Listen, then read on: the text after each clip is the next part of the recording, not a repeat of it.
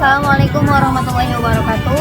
Perkenalkan, nama saya Habibah Nurul Arifin dengan NIM 1241060012. Kelas Ilmu Hadis 2A. Di sini saya akan menjelaskan tentang hukum fikih jinayah atau sering kita sebut dengan hukum pidana Islam. Fikih jinayah adalah bagian dari syariat Islam yang di dalamnya terdapat aturan-aturan yang tidak hanya mencantumkan hukuman ancaman di akhirat, akan tetapi mencantumkan hukuman di dunia. Yang artinya syariat ini menetapkan ketentuan-ketentuan Allah yang apabila tidak ditaati oleh makhluk akan berakibatkan pada ancaman hukuman dunia maupun di akhirat. Dengan demikian, fikih jinayah memuat ketentuan-ketentuan yang mengatur balasan atas pelanggaran hukum dengan dua pembahasan pokok.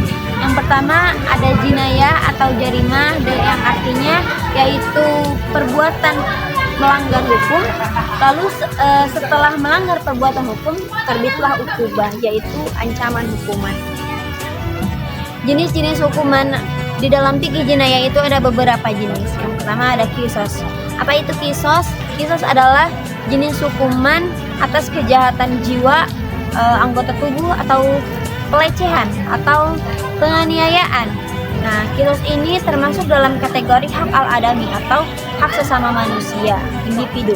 Yang artinya si ahli waris atau korban bisa menuntut hak apa saja yang setara dengan si pelaku atau bahkan bisa jadi memaafkan si pelaku tersebut. Contoh kasus dari hukuman qisas yaitu misalnya ketika ada dua orang, si A dan si B. Nah, si A ini membunuh si B, lalu apabila si B sampai meninggal maka ahli waris si B itu berhak menuntut apa saja hukuman yang setara dengan apa yang dilakukan oleh si A.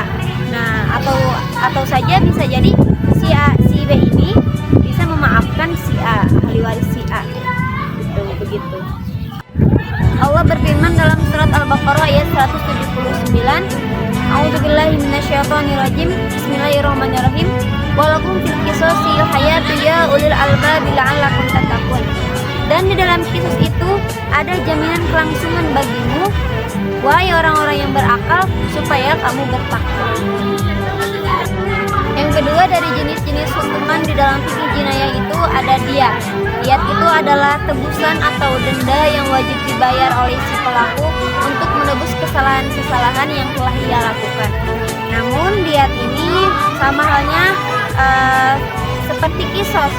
Nah, tapi condongnya diyat ini kepada harta benda, menebus kesalahannya dengan suatu harta yang apabila terutama terkait penganiayaan yang menyebabkan luka atau sampai meninggal.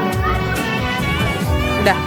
Yang ketiga dari jenis-jenis hukuman dalam fikih jinayah itu ada hudud atau had, yaitu hukuman-hukuman yang telah ditetapkan langsung oleh Allah dengan ketentuan-ketentuan yang pasti. Contohnya seperti zina, apabila melakukan perbuatan keji seperti zina akan diancaman dengan hukuman rajam, atau mencuri dengan hukuman seperti dipotong tangan dan sebagainya.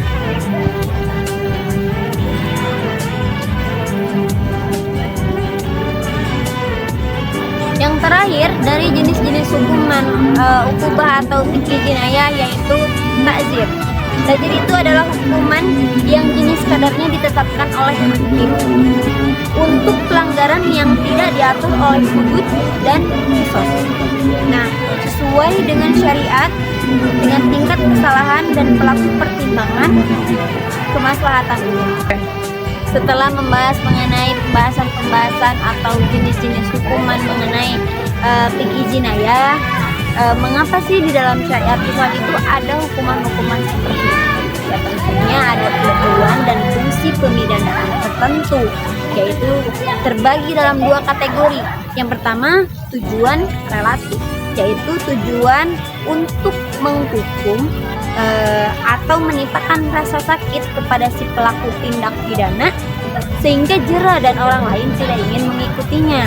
Dan kedua ada tujuan absolut, yaitu tujuan untuk melindungi kemaslahatan umum sehingga ketika ada hukuman tersebut kepada atas tindakan-tindakan perilaku melanggar hukum, maka syariat berharap masyarakat tidak melakukan kejahatan-kejahatan, yaitu lebih jelasnya untuk meminimalisir kejahatan. Oke teman-teman, mungkin hanya itu saja yang dapat saya sampaikan. Kurang lebihnya mohon dimaafkan dan semoga bermanfaat bagi kita semua. Sekian dari saya. Wassalamualaikum warahmatullahi wabarakatuh.